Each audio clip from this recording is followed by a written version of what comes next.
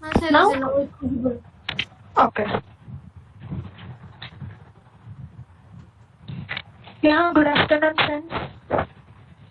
I'm Shailaja and today's my topic is neuromuscular junction. So the name itself indicating that neuro is a neuron and muscular is a muscle. It is related to muscle. Okay, then so in this topic, first of all, let us see what we are going to discuss. In this, we are going to discuss about definition and structure, neuromuscular transmission, neuromuscular blockers, neuromuscular stimulators, motor unit, and the applied physiology. Coming to the definition and structure.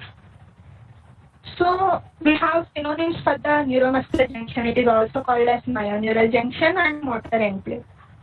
So in this diagram, we can observe that this is the motor neuron and this is the muscle fiber. So this junction is called as the neuromuscular junction. So what is meant by neuromuscular junction is junction between the motor neuron and the muscle fiber is called as neuromuscular junction. So coming to the structure, we have axon terminal and the motor plate, presynaptic membrane, synaptic trough, synaptic cleft, postsynaptic membrane and the subneural clefts. So in this diagram, we can observe that, see, this is the axon and this is the presynaptic membrane. The membrane related to the neuron is called as presynaptic membrane. Membrane related to the muscle is called postsynaptic membrane. So the gap between the presynaptic and the postsynaptic membrane is called as the synaptic cleft.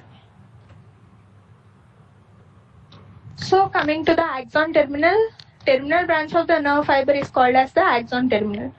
So what is motor end plate? Motor end plate means when a axon comes close to the muscle fiber, it loses its myelin sheath. So the axis cylinder is exposed. So that cylinder is appeared like a bulb. So that bulb-like projection is called as motor end plate. As we know that mitochondria is the powerhouse of the cell. We have vesicles in the, so we can see these are the vesicles. In this vesicle, the acetylcholine is stored. So from these vesicles, acetylcholine will be released. So mitochondria is the powerhouse of the cell, right? So ATP released from the mitochondria will help in the source of energy for the acetylcholine. Okay, in the previous slide we discussed it, right? The structure. I already discussed about the presynaptic membrane and the postsynaptic membrane. Synaptic cleft also. So in this, now we are going to discuss about the synaptic trough. It is the motor end plate invaginates inside the muscle fiber and form a depression called synaptic trough. That depression is called as the synaptic trough. And the subneural clefts. Postsynaptic membrane will turn into many folds called subneural clefts. So in this diagram, we can observe that these are the subneural clefts. So acetylcholine receptors, next coming to the acetylcholine receptors. These receptors are present on the postsynaptic membrane. These are nicotinic type.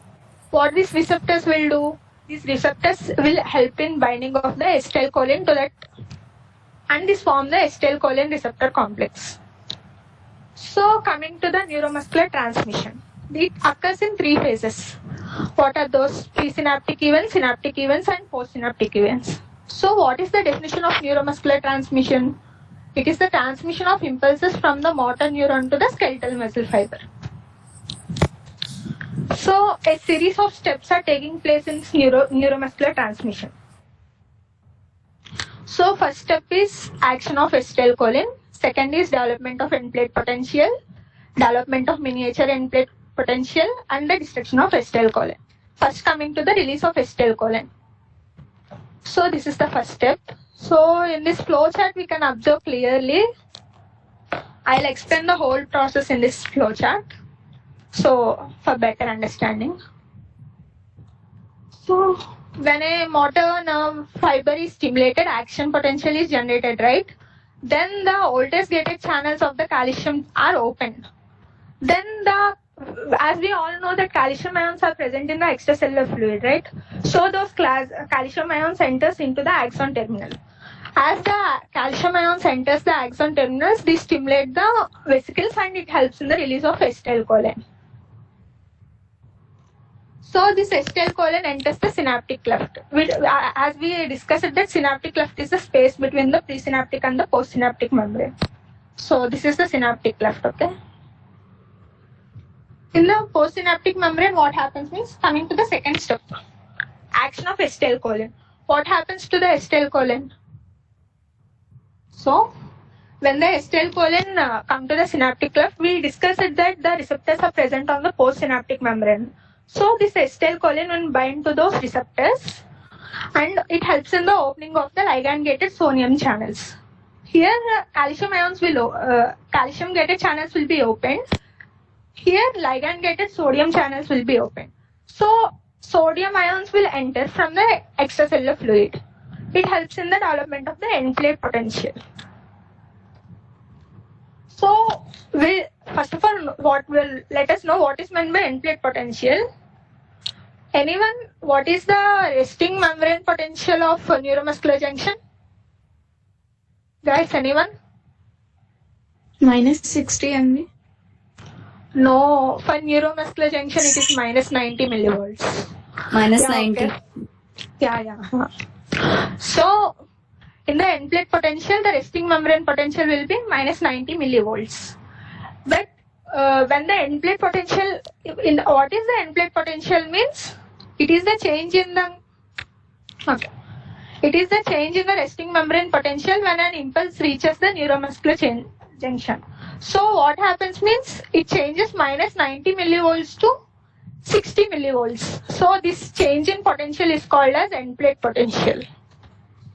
So after development of the end plate potential, what happens means, generation of action impulses. Action potential will be generated so that the muscle fiber will be excited. So we can, excitation will occur in the muscle fiber. So muscular contraction takes place. So this is the process. So here we have another main point to remember is that it is a graded potential but not an action potential. End plate potential is a graded potential. Anyone can tell what is meant by graded potential? Friends? Anyone? Summation of impulse can be done. Yeah, okay. It is somewhat related, but exactly is when graded potential means when the potential is generated due to the external stimuli or the release of the neurotransmitters like acetylcholine. So this type of potential is called as a graded potential. So it is the main point we have to remember. So coming to the miniature end plate potential.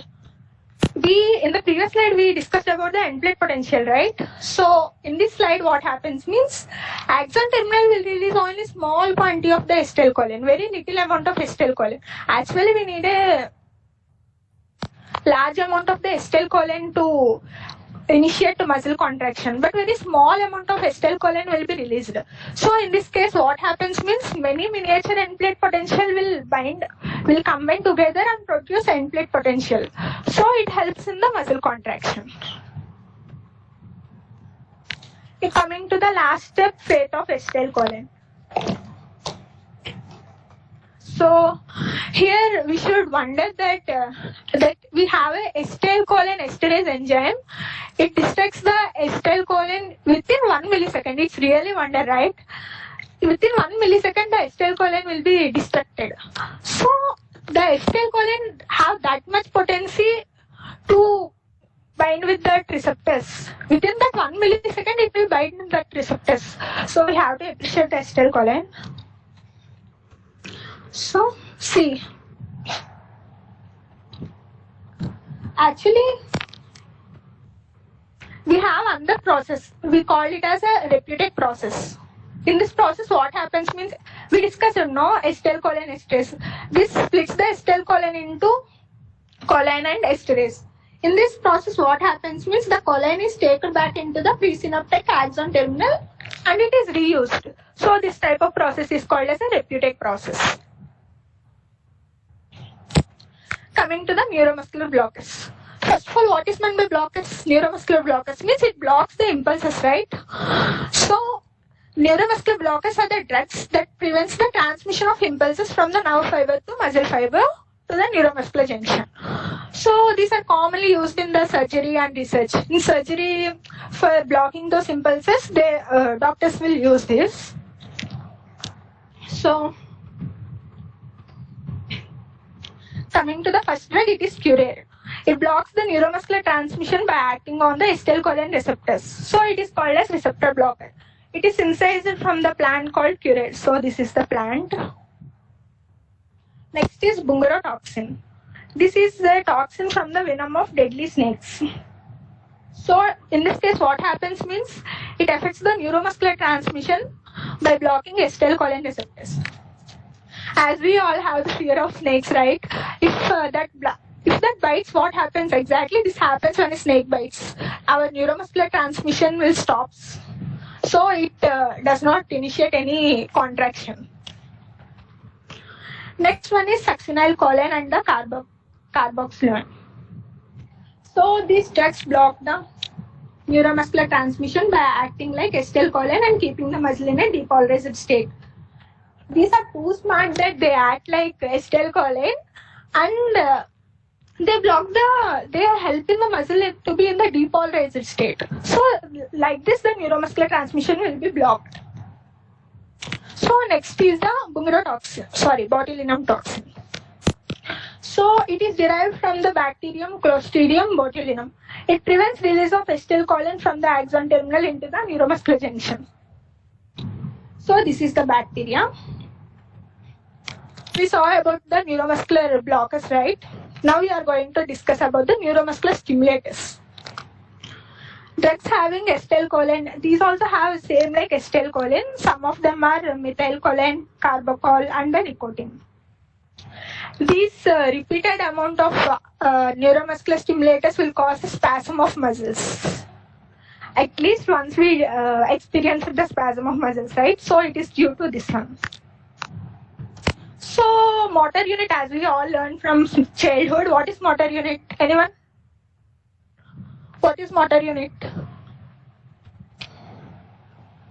Friends? Hello? Hello? The single motor neuron, its axon terminals and the muscle fibers innervated are together known as motor unit. Yeah, very good. Yeah, exactly. So a single motor unit on the axon terminus and the muscle fibers innervated by it together are called as motor unit. So in this diagram we can see that this is the motor unit and these are the branches of the motor neurons and this is the muscle fiber. So entirely this together called as the motor unit. Okay. So according to the muscles, the number of the motor units will changes. The muscle fibers will changes. So example we take. In the laryngeal muscles, we have 2 to 3 muscle fibers per motor unit. In the pharyngeal muscles, we have 2 to 6 motor fibers per motor unit. But we have lot of muscle fibers in the leg and back. We have nearly 120 to 165 muscle fibers. So coming to the applied physiology, myasthenia gravis. So myasthenia gravis is a autoimmune disorder. What is meant by autoimmune disorder? Anyone? Shailaja, please make it soon. Yeah. Okay. So myasthenia gravis is a autoimmune disorder. So it is caused by the antibodies to polygenic receptors. So it stops the neuromuscular transmission.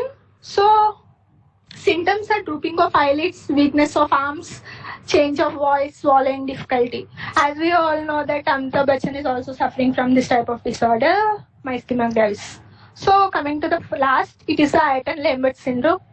It is also an autoimmune disorder and it is caused by the antibodies to the calcium channels in the axon terminal. So for better understanding, there is a comparison between those both. And the therapies for myasthenia gravis is acetylcholine esterase inhibitors, and for Ayton-Lambert syndrome is aminopyridines. So this is a small fact, and thank you. Thank you, Shailaja. Now, next presenter, Bhavana. Just